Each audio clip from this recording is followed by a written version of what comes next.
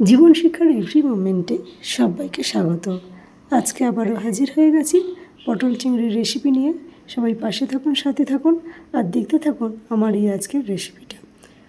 আমার চ্যানেলে নতুন বন্ধু হয়ে থাকলে চ্যানেলটা সাবস্ক্রাইব করে নেওয়ার অনুরোধ রইল। পাশে থাকা বেল আইকনটিকে প্রেস করে দিয়ে অল করে রাখবেন, তাহলে আমার চ্যানেলে যখনই যে নতুন নতুন কোনো রেসিপি ছাড়বো সবার আগে আপনাদের কাছে পৌঁছে যাবে। কড়াইয়ের তেলটা গরম করে নিয়েছি। এবার আমি এর মধ্যে দিয়ে দেব সামান্য একটু হলুদ গুঁড়ো। হলুদ গুঁড়োটা দিয়ে দিয়েছি, দিয়ে খুব ভালো করে নাড়িয়ে চাড়িয়ে এটাকে মিশিয়ে নেব। এবার আমি এর মধ্যে দিয়ে দেব আগে থেকে কেটে রাখা আলুগুলো। সব আলুগুলো আমি এখানে দিয়ে দিলাম। এবার এটাকে আমি ভালো করে নাড়িয়ে চাড়িয়ে একটু ভেজে নেব।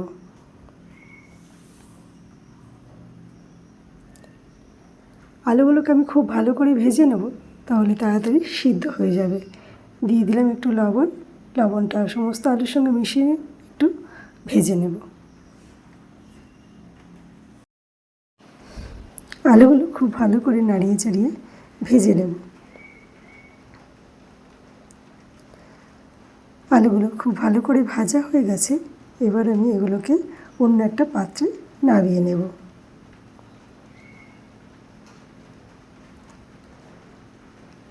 আগে থেকে আমি পটলগুলো খুব ভালো করে ধুয়ে পরিষ্কার করে রেখেছিলাম।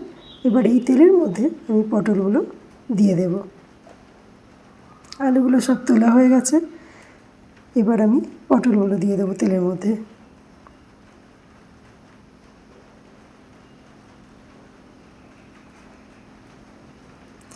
পটলগুলো দিয়ে দিলাম। এবার খুব ভালো করে নাড়িয়ে চাড়িয়ে ভেজে নেব যতক্ষণ না পটলের একটু রং ধরছে। এবার আমি এর মধ্যে দিয়ে দেব একটু লবণ। লবণটা দিয়ে ভালো করে নাড়িয়ে চাড়িয়ে পটলগুলো আমি ভেজে নেব।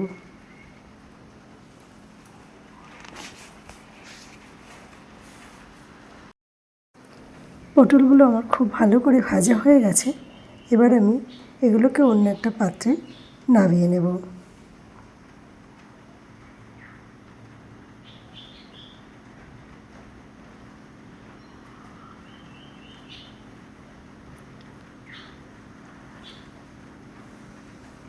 সব পটলগুলো আমার এখানে নামানো হয়ে গেছে।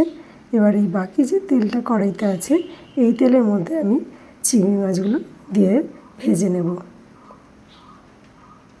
চিংড়ি মাছগুলো আমি আগে থেকে ধুয়ে লবণ আর হলুদ মাখিয়ে রেখেছিলাম, সেগুলো দিয়ে দিলাম। এটাতে জাস্ট একটু রং ধরবে আর নামিয়ে নেব। বেশিক্ষণ ভাজা যাবে না, বেশিক্ষণ ভাজলে চিংড়ি শক্ত হয়ে যায়, খেতে ভালো লাগে না।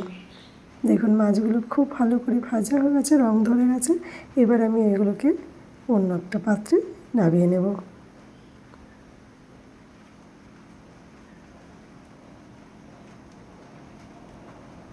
সব চিংড়িগুলো আমার নামানো হয়ে গেছে।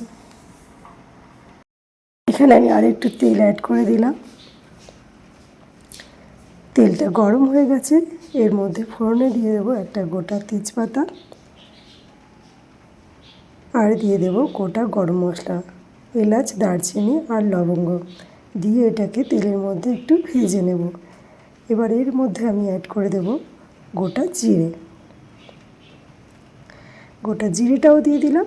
এবার সব মশলাগুলো একসাথে আমি ভেজে নেব ফোড়নটা। এর থেকে সুন্দর স্মেল বেরোতে শুরু করেছে। এবার আমি এর মধ্যে দিয়ে দেব আগে থেকে বেটে রাখা পেঁয়াজ। পেঁয়াজটা আমি দিয়ে দিলাম। দিয়ে তেলের মধ্যে খুব ভালো করে ফোড়নের সঙ্গে মিশিয়ে ভেজে নেব।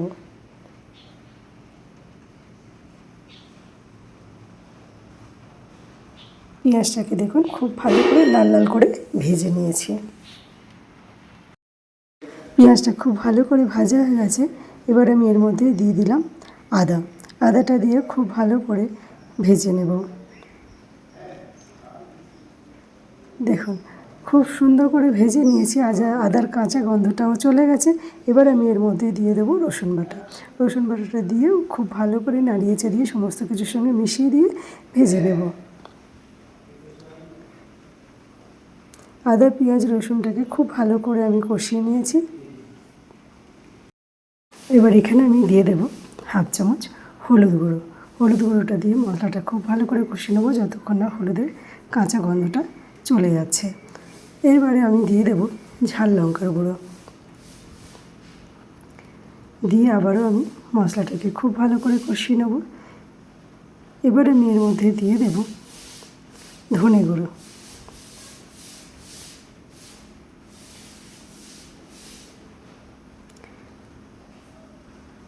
ধনে গুঁড়োটা দিয়ে দিলাম, দিয়ে আবারও আমি মশলাটাকে খুব ভালো করে কষিয়ে নেব। মশলাটা খুব ভালো করে কষানো হয়ে গেছে। এবার আমি এর মধ্যে দিয়ে দেবো জল, জলটা দিয়ে দিলাম। মশলাটাকে খুব ভালো করে নাড়িয়ে চাড়িয়ে জলের সঙ্গে মিশিয়ে একটু ফুটিয়ে নেব। ঝোলটা ফুটে গেছে। এবার আমি এর মধ্যে দিয়ে দেবো আগে থেকে ভেজে রাখা আলুগুলো, আলুগুলো দিয়ে দিলাম, দিয়ে এবারে একটু নাড়িয়ে দেব।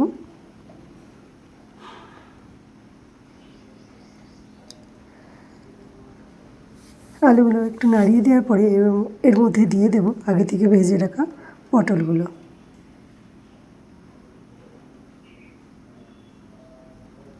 পটলগুলো দেওয়া হয়ে গেছে। এবার পটলটাকে খুব ভালো করে ঝোলের সঙ্গে খুব ভালো করে মিশিয়ে নাড়িয়ে চাড়িয়ে দেবো, দিয়ে এর মধ্যে দিয়ে দেবো স্বাদ অনুযায়ী লবণ।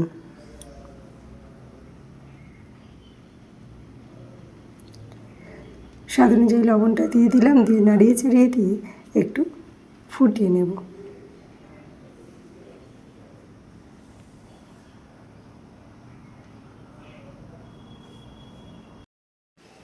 এখানে আমি অ্যাড করে দিলাম চিংড়িগুলো দিয়ে আমি ভালো করে নাড়িয়ে চাড়িয়ে দেবো, দিয়ে এটাকে কিছুক্ষণ ফুটিয়ে নেব।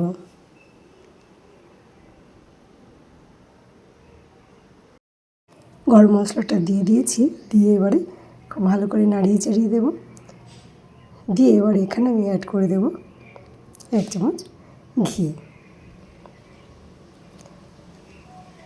ঘিটা দিয়ে দিলাম, দিয়ে আবার একটু নাড়িয়ে দেব, দিয়ে এটাকে একটু ফুটিয়ে নামিয়ে নেব। সবাই ভালো থাকবেন, সুস্থ থাকবেন। আজ এই পর্যন্ত। আবারও হাজির হয়ে যাব অন্য কোনো দিন অন্য কোনো নতুন রেসিপি নিয়ে। সবাইকে ধন্যবাদ।